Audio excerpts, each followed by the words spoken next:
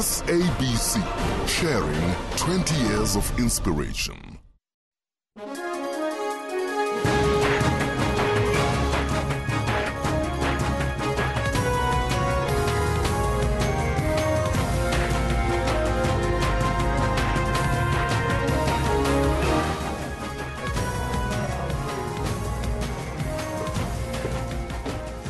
This is Newsroom. Hello and welcome.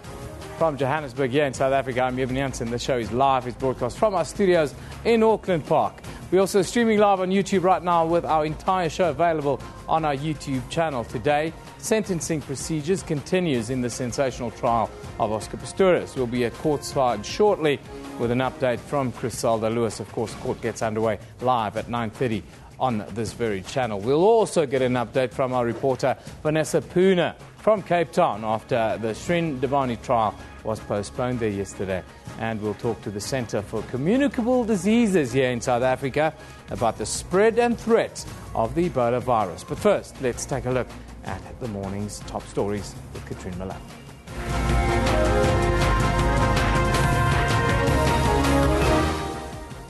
Well, hello and welcome to Newsroom. I'm Katrina Milan, and let's take a look at the morning's headlines. State Prosecutor Harry Nel is expected to continue the cross-examination of probation officer Annette Verheer today in sentencing proceedings in the Oscar Pistorius case. She has told the North Gauteng High Court that the athlete should not face jail time and recommended a sentence of 3 years of correctional supervision and community service.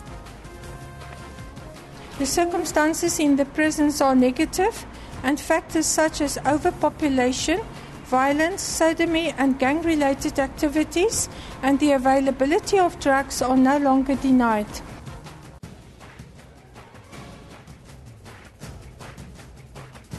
The Ebola outbreak could grow to 10,000 new cases a week within 2 months.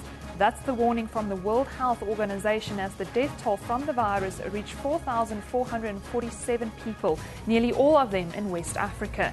The WHO says that unless the spread of Ebola can be stopped in the next 2 months, there could be between 5,000 and 10,000 new cases a week in early December. In terms of the overall numbers, just because you're going to ask me for them if I don't give them to you, it's 8,914 cases are the number today. We will go over 9,000 cases this week. This trend, as you can see, the number of reported deaths are 4,447 as of this morning.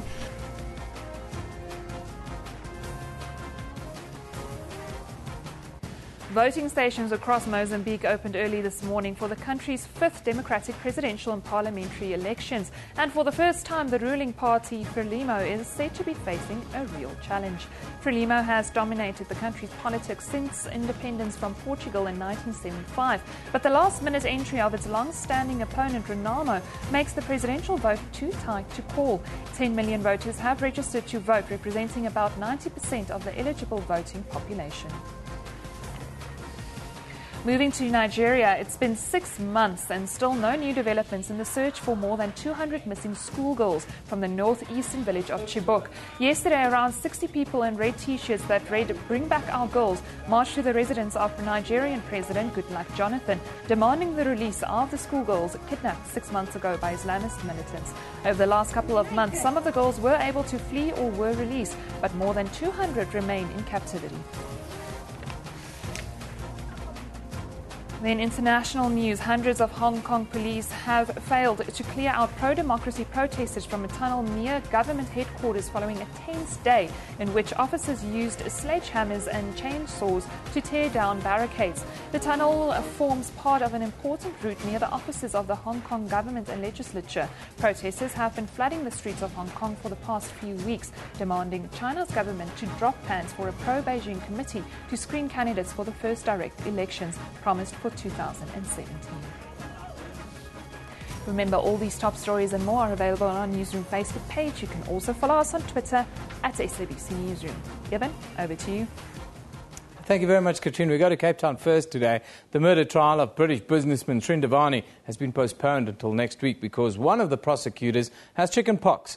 Prosecutor Adrian Mop has been calling his witnesses to the stand in the Western Cape High Court for the last 2 days without the assistance of his colleague Shrien Dewani. He had a rough time on Tuesday when his one witness's testimony was ruled irrelevant and another was made to look inept by the defence.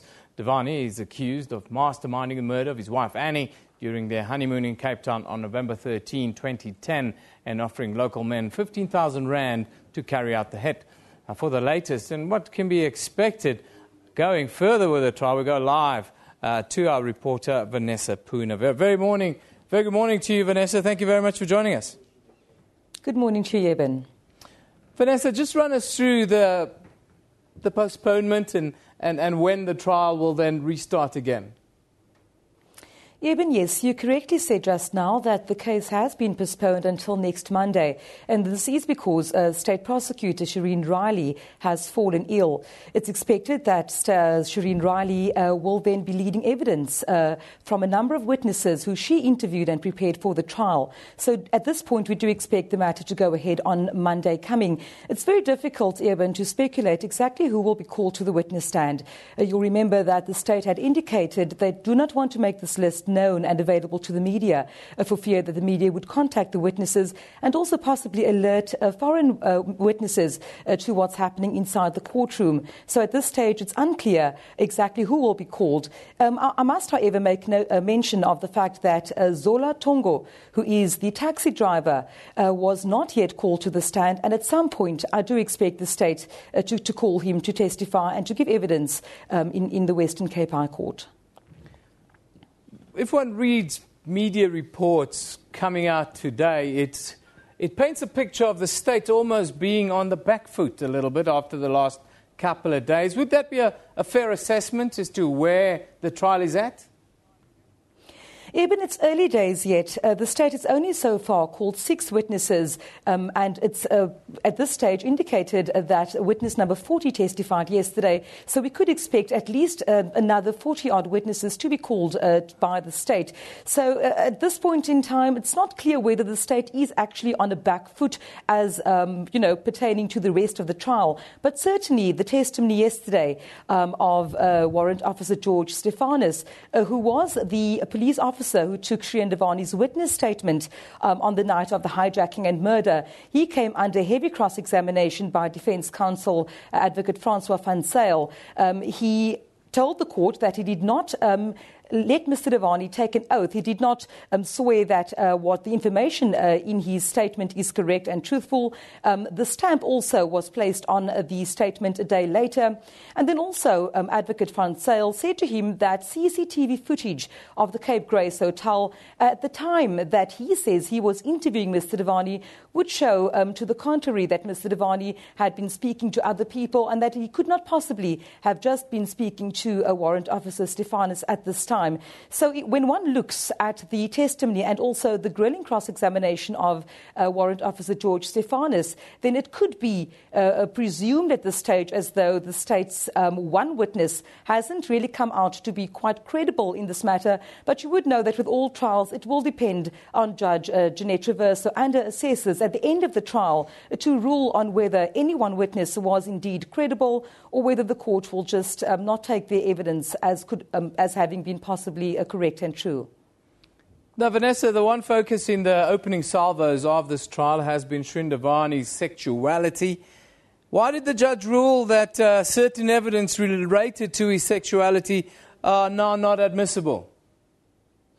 Eben, yes. I think that the plea explanation of Mr. Dewani last week, he went straight into his sexuality. In that plea explanation, he says and admits that he was a bisexual man, that he had had encounters with gay men, including Leopold Laser, who is also touted to be a state witness.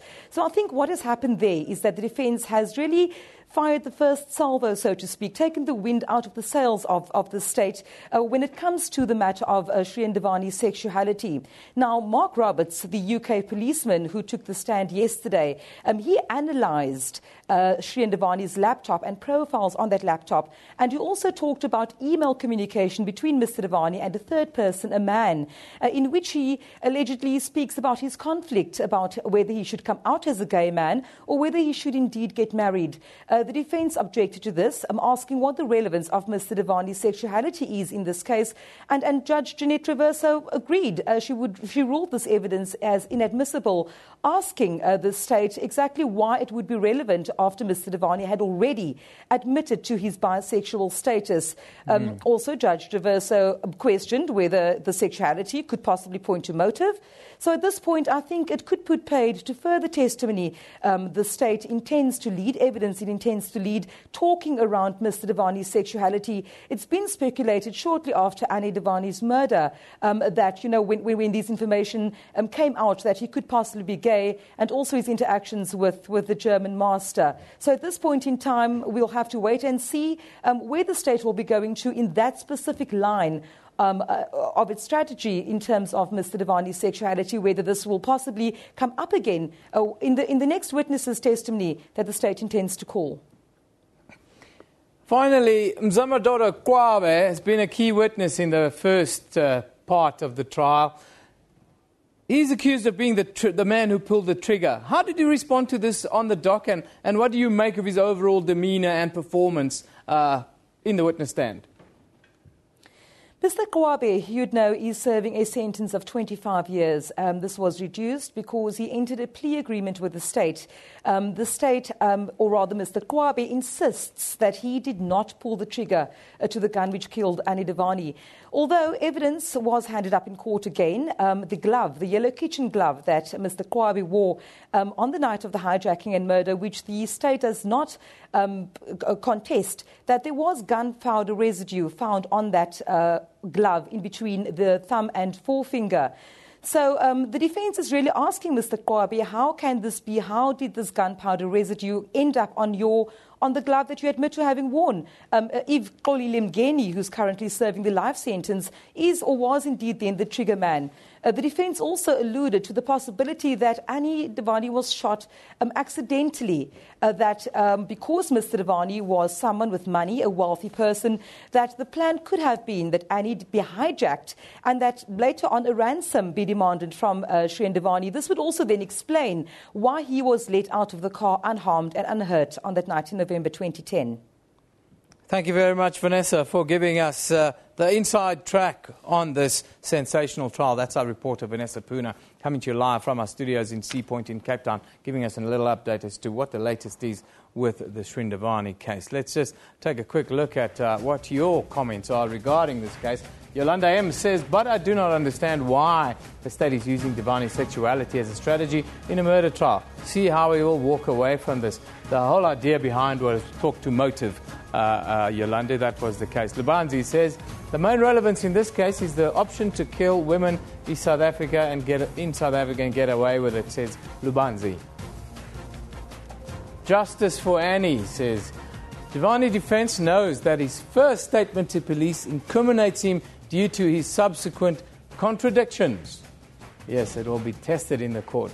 Sivuyile Mabato says, we should be very concerned on what the state is basing its case on.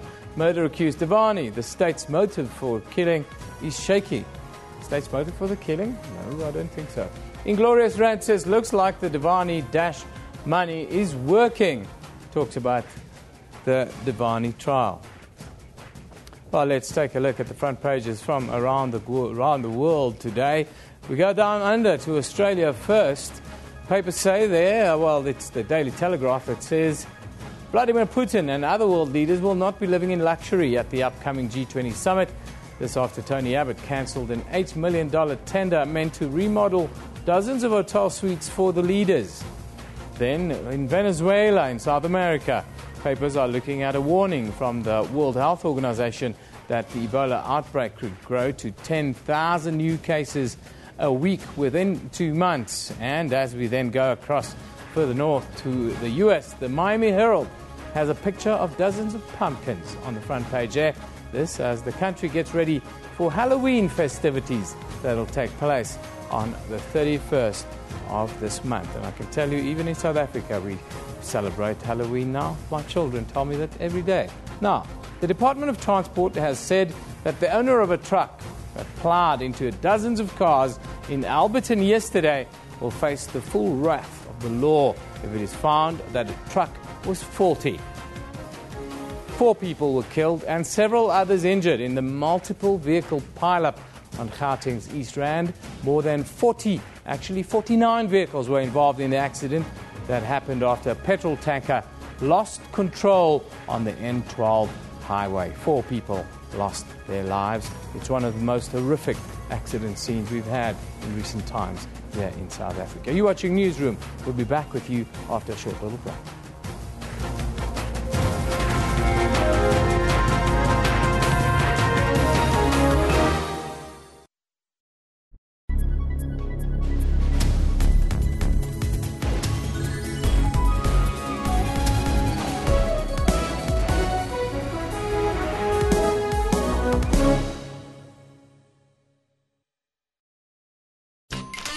Why?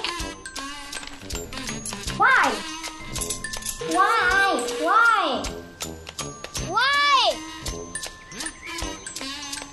Why? Why? Good afternoon, BMW Connected Drive. How can I help?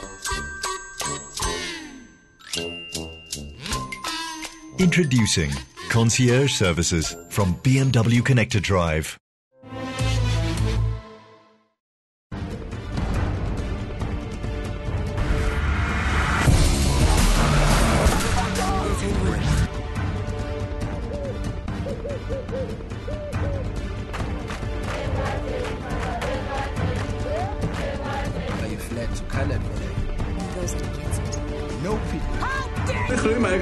Ja, de park is er.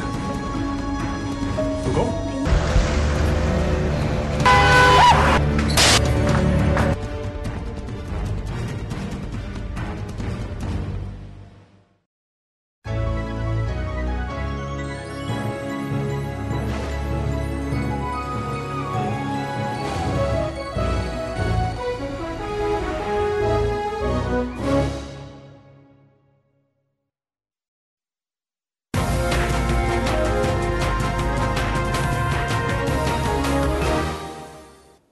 Welcome back. You're still with us here at Newsroom. Now, the last 2 weeks have brought more alarming developments in the struggle against the Ebola virus and has caused fresh panic globally now. We've had the diagnosis and death of an Ebola patient in a Dallas, Texas hospital, as well as a confirmed Ebola case of a nurse in Madrid, Spain. There have been reassuring statements from health officials worldwide.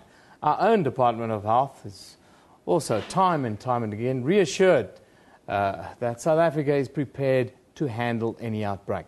This amid troubling reports that West Africans are fleeing their countries in a bid to outrun the virus. Some are reported on their way to South Africa.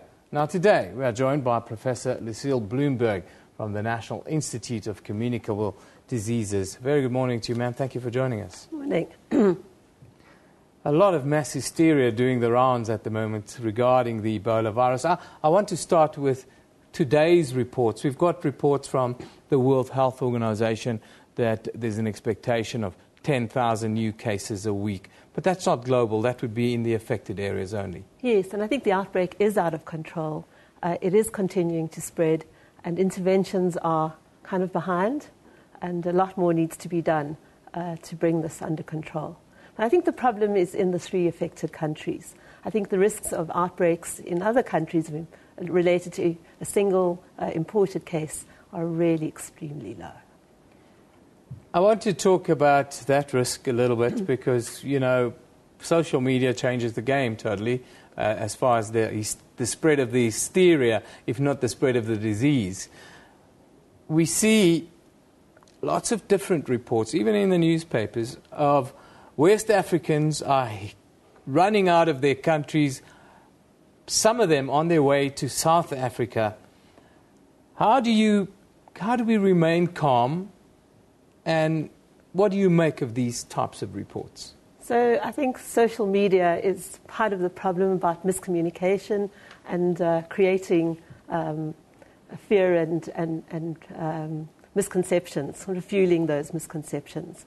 So it is not true that people are fleeing the country and crossing Africa to South Africa. It's simply not true. I think what is important to understand how the virus is spread and how it is not spread. It's actually quite difficult for people to become infected. And the vast majority of people who are becoming infected in the 3 affected countries are family members who are caring for infected, ill persons in the home setting without any protection. So the virus is transmitted through feces, through vomitus and through blood, and the family carers are being exposed to those secretions without gloves, and they're touching perhaps their eyes, their nose, their mouth, where it can be transmitted through.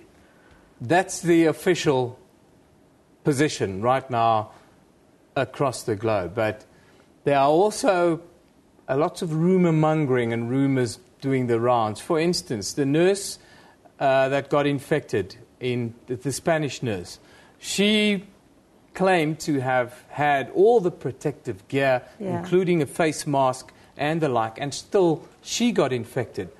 How do you then tell people that it's very difficult to become infected then? So I think if one looks at the healthcare workers, and I can't comment because I know there's an investigation about how it happened to the nurse in Dallas and how it happened in Spain. But simply having protective clothing is not the whole story.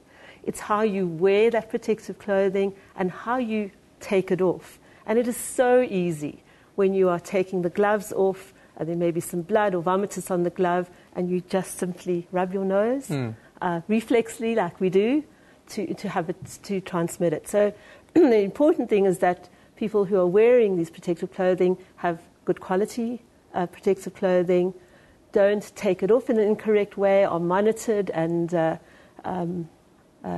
looked at. But it's important to have a buddy system, to help you take the clothing off. You're tired, you're hot, you just want to get it off as quickly as possible. Yeah. And that's a common area where healthcare workers become infected. Yeah, not common, but that's where it does occur. I want you to talk about our state of readiness now here in South Africa.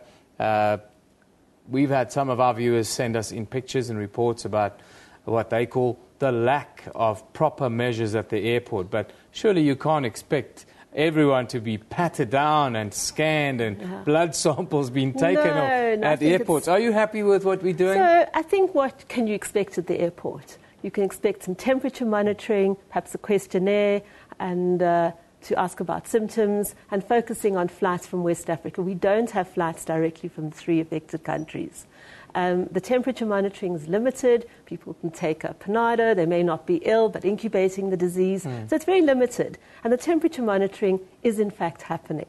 I think what is much more important is health workers, nurses, doctors in facilities ask the right questions. If they are faced with people who are ill, where have you travelled? And they must know their geography. It is simply in those 3 affected countries.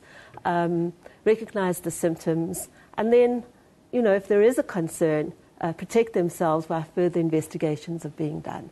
I can tell you that most are malaria who present with fever from travel in Africa. Even flu symptoms are initially quite similar. Let's move on to the last week where officials are talking or comparing the disease to the AIDS epidemic. Are we looking at something like this going forward, or could it be something far worse, or is this, again, hysteria doing the rounds? So I think in the 3 affected countries there is a humanitarian, health, economic disaster unfolding. I think the risks outside of those 3 affected countries in the region certainly do exist. But I think further afield, I think what you might see are 1 or 2 imported cases, but we're not going to get outbreaks. It's not spread through the air. You can't get it by just simply being next to somebody, and healthy or people who don't have symptoms simply don't transmit the disease. We've seen the US military go in with lots of troops into West Africa, into the affected countries. Now, Could we perhaps be looking at a wider quarantine of those countries as the continent comes to grips with it over the weeks and months to come? So there are restrictions on travel. There is meant to be exit screening. People who are known contacts, in fact, are not supposed to leave the country for any reason, and obviously there are some gaps there. And there are restrictions on movement. I think what is really needed is a coordinated outbreak response using tried and tested methods that have worked before on a very large scale. We are always at the back end of hiding, as it were, here in South Africa. Last week we had doctors across borders in the studio to talk about Ebola and South Africa's preparedness. And they came out and they said that there's simply not enough protective gear available here in South Africa should Ebola enter the country. What is your response to that? So, we have quite a long history of dealing with viral hemorrhagic fevers. We have some of the related viruses, not quite as severe, in this country, and we've dealt with them over many, many years. We have an excellent laboratory, we have high awareness, and there are designated hospitals and centres, trained staff, protective clothing to respond. And yes, I hope we don't get a case, but I think we have enough in place to respond, hopefully. So nonetheless, the hysteria will continue to spread on Facebook, Twitter and the like. I think you have to ignore that and the pseudoscience that is going around and remember the facts. Yes. It's not easily transmitted. Thank you very much for joining us today. That's Professor Lucille Bloomberg from the National Institute of Communicable Diseases here in South Africa. Now, of course, State Prosecutor Shrien Dewani will allegedly meet with a legal representative of the Department of Justice and Correctional Services at the North Gauteng High Court right now. That's before the resumption of the Oscar Pistorius murder trial. This comes as the National Commissioner requested that the prosecution personally receive the correct information with regards to the condition of South African prisons and whether or not disabled Pistorius can be accommodated if he is to be incarcerated. The SABC have learned that the department is furious after hearing the evidence of Annette Vergeer, who was paid by the defence, of course. Recently, the department spent lots of time and money to gather the correct information to convince the British government that murder-accused Shrien Dewani should be extradited to South Africa as the prisons are safe and well managed. Well, for more on the story, let's cross over to Griselda Lewis, who is standing by with a guest. But first, don't you just want to set the scene for us, Griselda?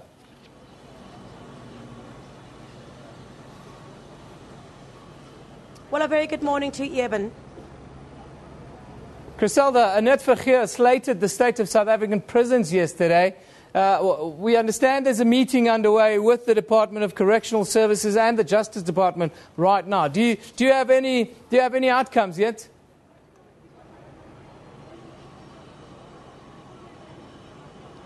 Well, certainly we won't get that outcome from the Department of Justice and Correctional Services, but this meeting has been underway for the past hour now. It started at about 8 o'clock. We saw some of the officials from the Department of Justice and Correctional Services arriving here. Of course, they're upset over the report by Annette Vergeer, who is a probation officer, when she said that South African prisons are not adequately equipped to house people with disabilities, including Oscar Pistorius. Basically, she had strong words to state that Oscar Pistorius should not spend jail time as he would not be able to cope. But she really came under intense scrutiny yesterday already by the State Prosecutor, Shrien Dewani, who had questioned her about the number of prisons that she had visited before she actually tabled that report. So that meeting underway this morning, we're expecting grueling cross-examination to follow after the Department of course, Justice and Correctional Services furnishes Shrien Dewani with all the details. You would know, of course, that there are more than 1,000 people with disabilities who are serving sentences in South African jails. But just to have chat a bit more on what's expected here today regarding the cross-examination and some of the other details that emerged in the North Gauteng High Court yesterday, I'm joined by Laurie James. Laurie is our resident legal eagle here. Thank you very much for your time, Laurie. I think, Laurie, let's talk about, first of all, this all-important meeting that's taken place. Certainly the state not lying down what Annette Vergeer said in that report. Definitely not. The Justice Department was very disturbed by the contents of the report, and they will have officials here today to refute the contents of that report. I also want to talk a bit about the so-called, as the court calls it, blood money that the Steenkamps received. Can this be seen as a settlement? Because initially there was supposed to be a civil suit against Oscar Pistorius. Now we're hearing that has been dropped. Can it be seen as a settlement between Oscar Pistorius? We know, of course, that money has now been refused according to circumstances that have now changed. Well, definitely. Right through, we've heard talk of a civil suit perhaps being instituted by the Steenkamps to reclaim financial damages from Mr. Pistorius. But it seems that he has been assisting them for the past 18 months. They have, of course, been in dire straits with Mr. Steenkamp having a stroke, and they may have been in no other position but to accept the assistance. Now that we hear that there will not be any civil suit, I suppose it could be seen that some sort of settlement has been reached. However, we did hear yesterday that they intend to repay the money and that they do not want to accept any money on a permanent basis from the Pistorius family, as they considered this would be blood money. I want to talk about, the correctional services official, I understand now, who would be made available to the court if the court wants such a person to be called, to refute what Annette Vergeer had said. What are the likely things that this witness would focus on in the event that that person is called? Well, look, I think that prisons have to accept that there are challenges within the prison system, so they may highlight some of those challenges, but then they can also give us a really good indication of what they've put into place to counter the problems and how they will handle Pistorius on an individual basis, because each prisoner has a risk and needs assessment done. They will handle him as a disabled person. It's highly unlikely that they will throw him into the general population and expect him to sink or swim, so to speak. So they'll look at the accommodations that will be safe, perhaps putting him in a single cell. If the showering facilities are not suitable, they could perhaps even, let him shower in the medical ward.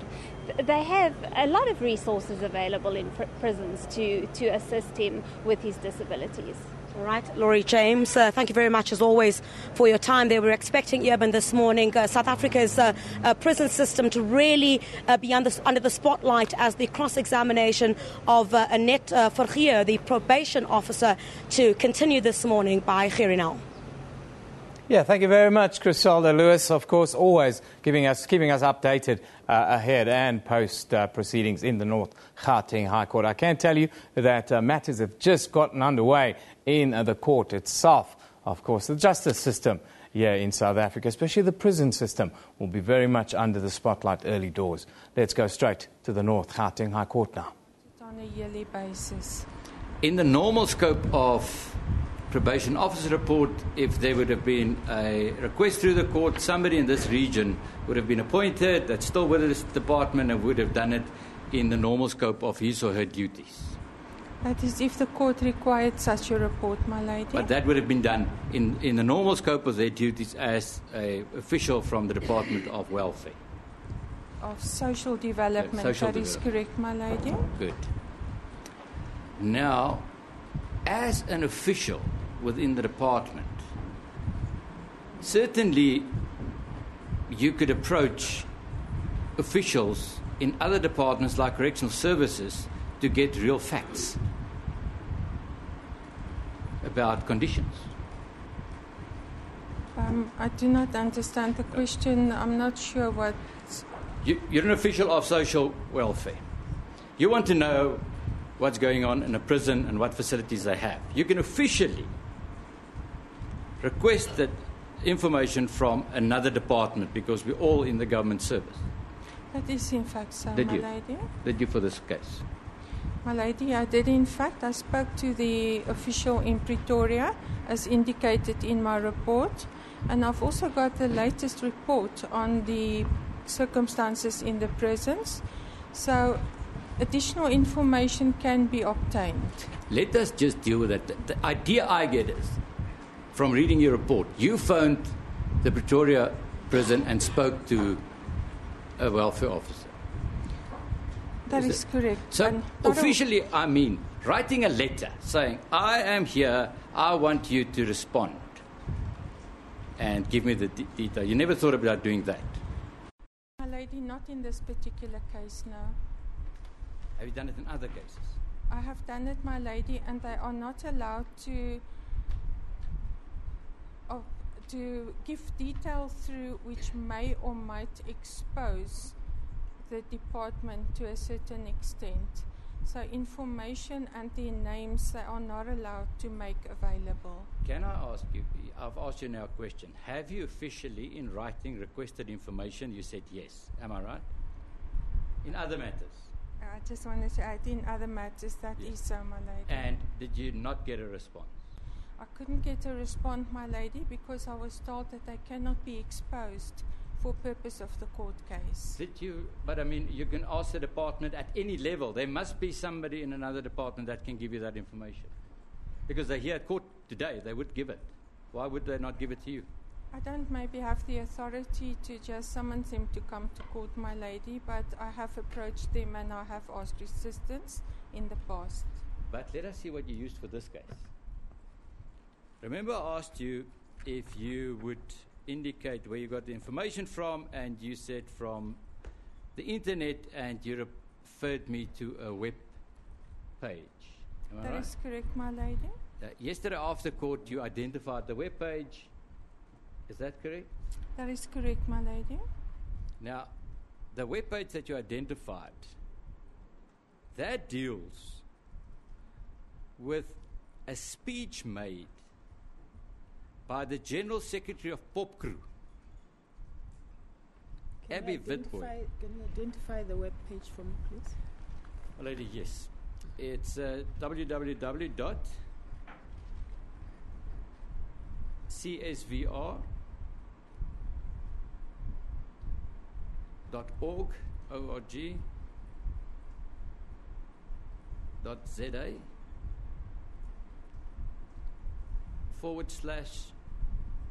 /wits. Pardon? / my lady. Yes. Wits. / again. CONF conference PAPS. CONF PAPS /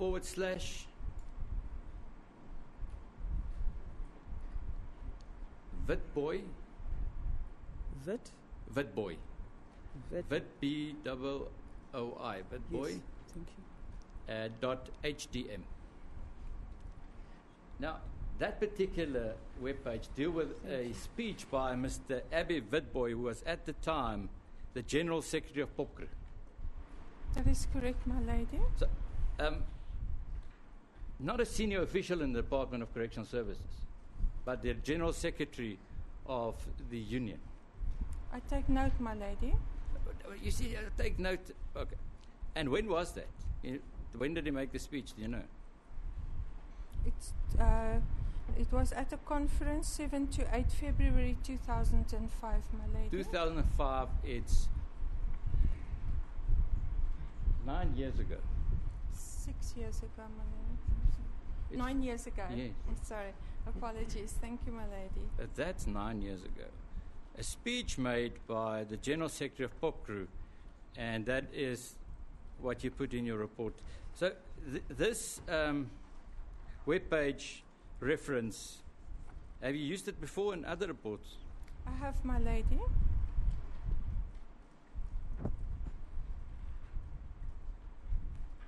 The stats you refer to the court deals with stats of,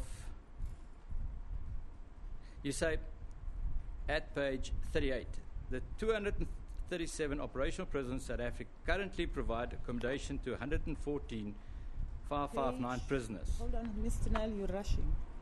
You are now with Exhibit WEEE. Indeed, my lady. Page 38. Indeed, my lady. Okay.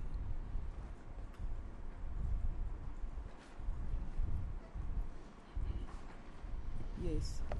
And what stats are those? If you say currently, is it today? Or what are you trying to tell the court? It was during the time of the completion of this report, my lady. And you got that from where? So that's October 2014. No, not my report. It was obtained from an extraction from this article, my lady. Oh, for Judge Chikiso, that was in 2008. That's correct, my lady. Okay, so the stats that you give this court is 2008 and 2005. Anything more recent than that? Now, only the one by Judge Chikiso, which was also in my report, my lady. Chikiso, yeah, that's 2008. That's correct, my lady. But I mean, is there anything more recent than 2008 as far as statistics are concerned in your report? No, my lady, except that the figures have increased, in fact, and but I did not quote the recent figures. And conditions have improved, or don't you know? Not as far as the latest report, my lady. Not as far as numbers are concerned, conditions in prisons, or don't you know, since 2005? Not as far as the report from the Judicial Inspectorate to 2011-2012, my lady. We will deal with that. Can I just also ask you, the General Secretary of Courtroom, you used his speech and you extracted the paragraphs at page 39. That's correct, my lady. The main concern of Mr. Witbooi at that conference was what? What did he address, in fact?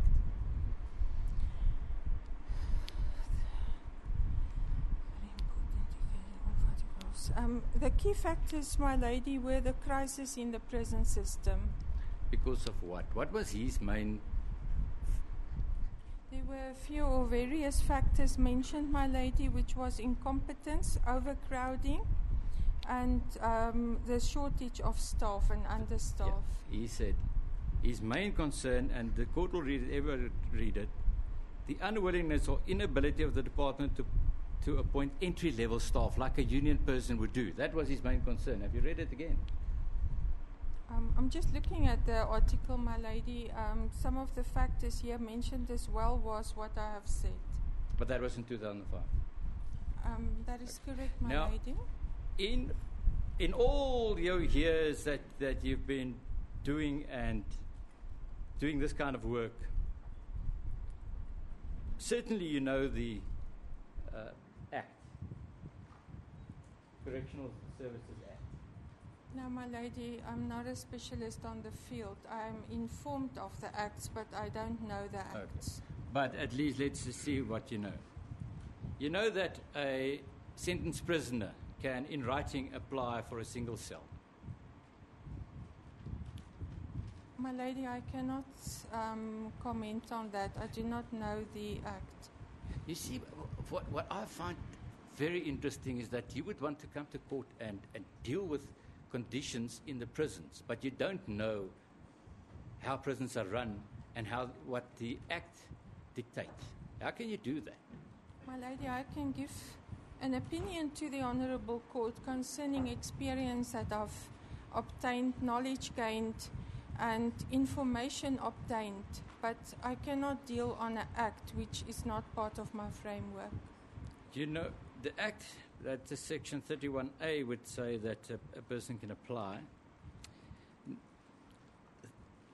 Section 31C, in summary, indicates that upon admission, a medical officer or a doctor can also dictate that a person be kept in a single cell because of any medical condition or vulnerability. I take note of, my lady. There's also an assessment in terms of Section 38 of every prisoner that would arrive to ascertain the vulnerability of the prisoner and where best he could be placed. Do you know that? I take note of, my lady. And that there are regulations that would indicate that no medical devices may be removed from any prisoner without a directive from a doctor or a medical officer. Take note thereof, my lady. You see, I know that you're taking note, and I'm just worried that we come to court as probation officers in private business and complain about the conditions in prisons but don't know this. That's what's bothering me. Why don't you know this? My lady, I'm not supposed to know the acts of each and every department. It is not within my framework or that I am supposed to know. But certainly, madam, you shouldn't know anything about water affairs, I agree. But you should know everything about prisons because you commenting and giving opinions on prisons, and you don't. I can give an opinion, my lady, on experience and what has happened to me and on what I read, but I cannot give an opinion on the act. Okay, do you know anything about the White Paper on Correctional Services 2005?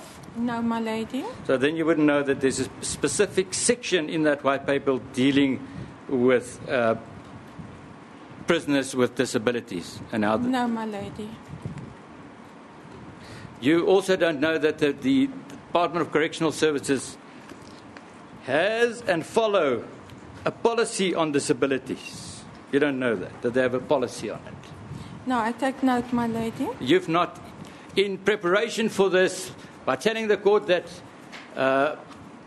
your opinion is that this accused cannot be incarcerated for certain reasons or imprisoned, you never asked the department if they have a policy, how they treat disabled people. You never thought of just asking. I have consulted with them. That's in my report. I've already referred to that, my lady. You've consulted with a person on a phone, that's all. That is correct, my lady. You don't know the person, you've not seen the person at all. That is correct, my lady. You've made one phone call, a person answered, the person identified themselves, and you had an interview. That's correct, my lady. Did you verify anything about that interview? Yes, my lady, what I've got in my report. No, did you verify if the person was exactly in the position that she said she was?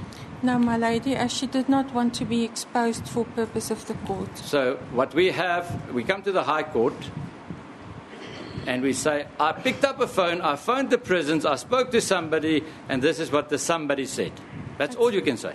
That's correct, my lady. You can't say that, you can't tell this court that this is what the position of that person within the correctional facility is. You can't.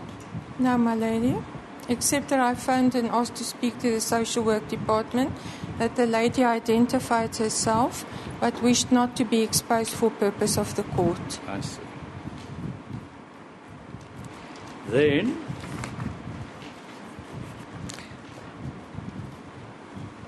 the witness I intend to call will indicate to you that there is not even a slightest possibility that the accused's prosthesis will be taken away from him. There are people with wheelchairs in prison. Do you know that? I know that, my lady. Their wheelchairs are not taken away. Or do you disagree? I have not asked him, but not that I know of, my lady. Do you agree that a person in a wheelchair is more vulnerable than a person on prosthetic legs? I cannot dispute disability's vulnerability, my lady. Now,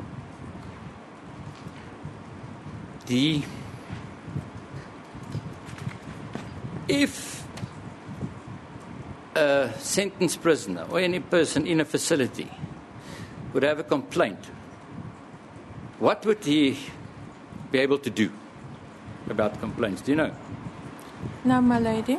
You see, I find that so irresponsible, man, that you would come to court, venture an opinion on the Department of Correctional Services, but don't know anything about that department. And you're employed by another state department. I can only give what I could have obtained, my lady. But since we have an expert that's going to testify, those facts will be placed before the court. You see, madam, we go to court as probation officers to courts daily. The preparation or lack of preparation That is what's bothering me, and that's why I'm testing you. Why would you not go and find this out? Lady, I cannot find out everything from a specific department, because what is important for one person on one aspect might not be for another person. And it may also vary from prison to prison, and it could differ from day to day. So I do not have the policies or the laws concerning the prison environment. You know, madam, I read your report. You have a view of what happens in a prison. You testify as a professional, but you have not verified it. And that is worrying. Why don't you verify it before you give evidence in a high court? My lady, that would depend on what I need to verify, because that would also differ from court to court. I can speak from a lot of experience, and I can speak from a lot of what I have obtained through my years of experience, but I cannot know what would be required to test concerning a specific matter. Let us make it much more practical and deal with the local prison in Pretoria. You've said you've been there. I've been there for visits, my lady. Visits would mean you would visit a client in the facility that's made available, not in the prison, or am I wrong? That is correct, my lady. Okay. Do you know that the Pretoria Central Prison has, and I used to refer to it as hospital section. I've been corrected this morning. It's health care facilities. Health facilities. That's the better word for this. That Pretoria Central has a health facility. Yes, my lady. That people could be kept in a health facility. That is correct, sir, my lady. That there are single cells at the health facility. I've been informed of the single cells in the health facility, that they have my lady. baths and showers. I'm not aware of the baths, my lady. I'm aware of the showers. You see, you go further. You say, there are no baths. That's what you did. I did say that, my lady. Why would you do that if I tell you that a mere inquiry would have indicated to you that there are baths? I did inquire, my lady. If I was not informed thereof, I cannot assist the court on that. Can I just ask you then, so the lady that you spoke to, that we don't know who she was, lied to you? No, I never said she lied to me, my lady. She failed to give you things, information. Not all of the information or the proper information. That is correct, my lady. On what did you base your factual statement, there are no baths? On the visit to the prison where I saw no baths, my lady, and that was the only one that I could have access to. Madam, the irresponsibility to put in a report. I visited a prison 2 years ago, only a single prison, Krugersdorp. Now I make a statement about prisons in this country by saying there are no baths. How can you do that? How do you do that? I take note, my lady. No, take note of what? Of the fact that there is a bath in Pretoria Central in the medical but I'm asking facility. You, how can you do that? How can you put in a report that it's a fact and you haven't verified it? That's what I want you to... If I was not informed thereof, my lady, I cannot put it in for the Honourable Court. Why would you not say, I don't know if they have baths there? Why do you put it as a fact? Because I was informed, my lady, that they do not have facilities for... Who told you that? The specific social worker that I spoke to could not assist me on confirming that they would be able to accommodate the accused. And you see, again, madam, it's a long answer. We're not answering the question. So I'm going to ask it again. Who informed you that there are no baths? Just answer that question, that one. Who informed you of that? The person that I spoke with, that's a social worker, my lady. So you asked her the question? That's correct, my lady. And she lied to you? No, I don't say that she lied to me, my lady. But she told you there are no baths? I did not specifically ask her, are there baths? I asked her if there were facilities for a person with the accuser's disability. Madam, this record will be typed. 2 questions ago, I asked you, who did you ask if there are any baths? And you said, the person I spoke to. Not Why would you do that? Not specifically a bath, my lady. I asked you specifically a bath, madam. Then I understood the question incorrect, my lady. Okay, let's start again. Did you ask any person if there are baths in the prison? No, my lady. Why did you then put as a fact that there are no baths in prison? Because I was informed of the fact that there are no baths available, my lady. No, I don't understand that. I really don't. If you never ask a person, oh, you know what?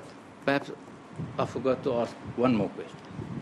Were you ever informed by anybody that there are no baths in prison?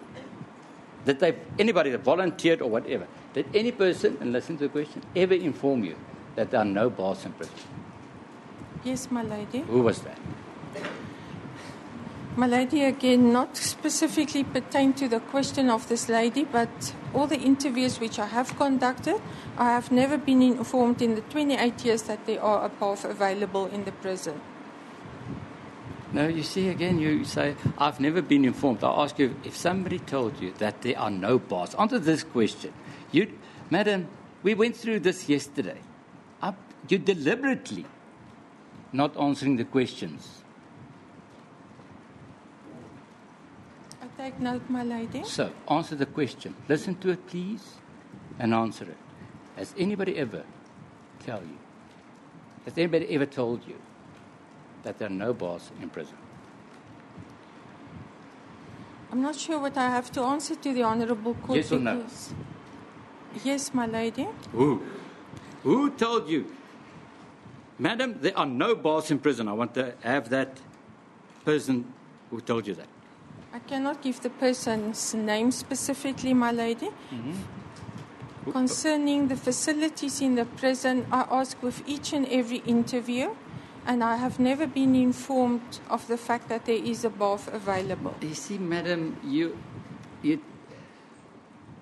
deliberately misunderstanding. And I'm going to do it again. Listen to the question, please. Has anybody ever told you there are no baths in prison? Just that. Answer that question. Not, nobody's ever told me that of a bath, so therefore I make an inference. The question is just this. Has anybody ever told you there are no baths in prison? Yes, my lady. I have to say yes. Who? Again, my lady, concerning the interviews that I have conducted with people that are in prison, they have confirmed that there are no baths available. In their specific section? In a specific section, it might be, my lady. In a specific section, in a specific facility. And then you elevated that to prisons in South Africa. Am I right? I said that there are no baths available. That is correct, my lady. But you only spoke to people in certain sections. They would say, in our section, there's no bath. That is correct, my lady. No, madam.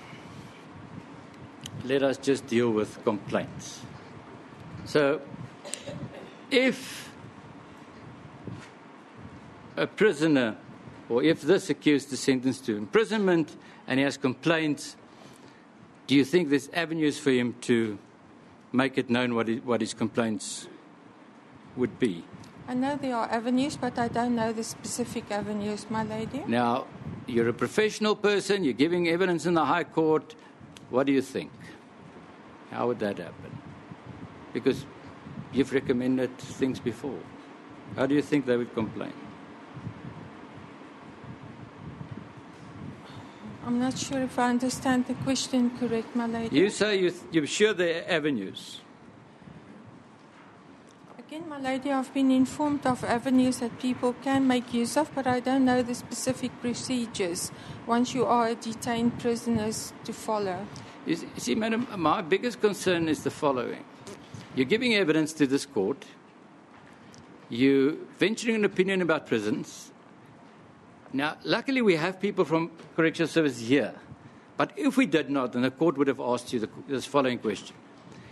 If the accused had a complaint about his treatment, what would he do? What would your answer have been? I would not know what he would do, my lady. So you would tell the court, If they take away his prosthetic legs and he wants to complain, I don't know what he could do.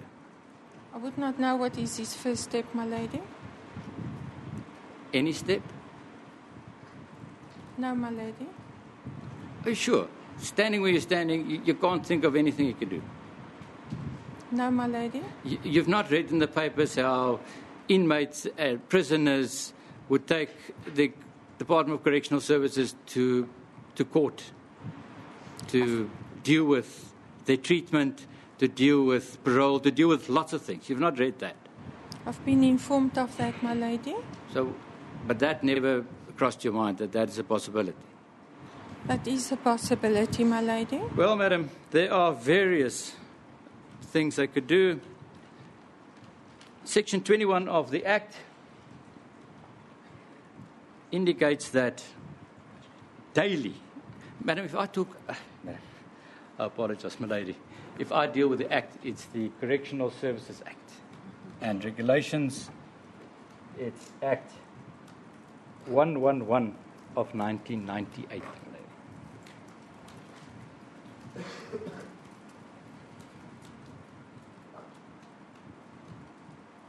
In every facility, and that's a prison, on a daily basis, inmates must be given the opportunity of making complaints and requests. On a daily basis, somebody must take complaints and requests from prisoners. You can't deny that? That the Act No, says my that? lady. Read with the regulations, those complaints must be dealt with at the longest within 7 days. You don't know about that? I take note, my lady. Also, in terms of Section 93 of this Act,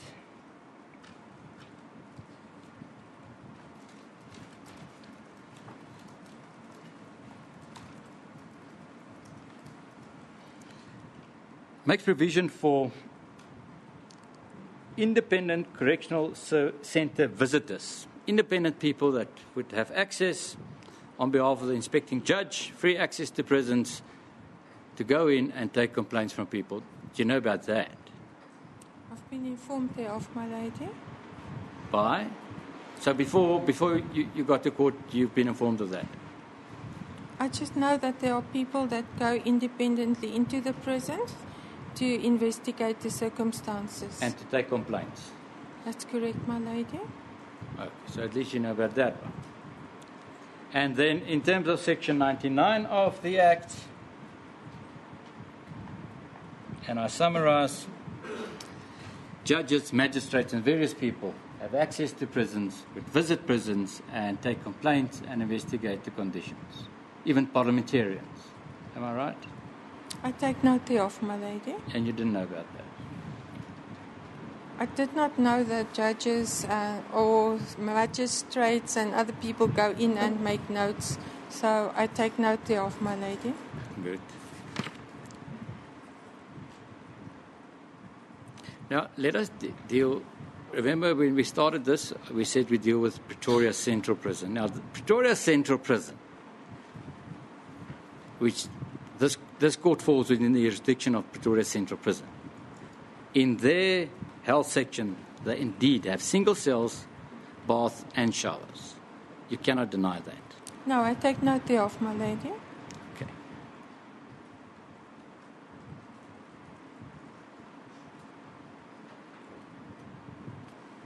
Now, madam.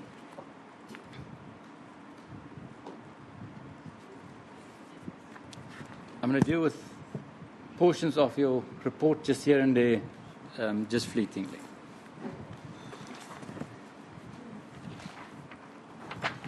At page 13,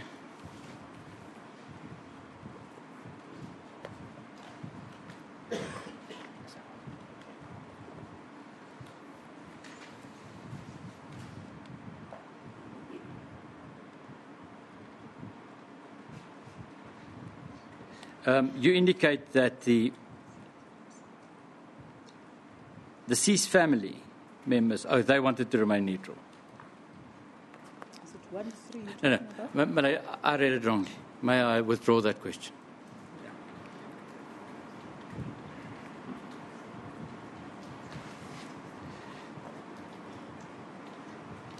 You indicated at page 14